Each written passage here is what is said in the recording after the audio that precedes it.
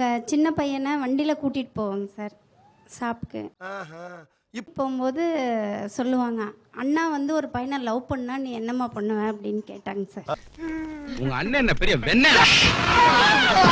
இப்படி சொல்லும்போது என்னடா பெரிய பையன் ஒரு வேளை லவ் பண்ணுவோன்னு கூட்டிகிட்டு வந்துட்டா என்னம்மா பண்ணுவேன் அப்படின்னு கேட்டாங்க சார். கூட்டிகிட்டு வந்துட்டா கூட்டிகிட்டு வந்து விஷம் வச்சு கொன்னுருவேன் அப்படின்னு சொல்லிட்டாங்க சார். அப்படியே சொன்னாங்க சார். ஏன்னா எனக்கு அது பிடிக்கலைங்க சார்.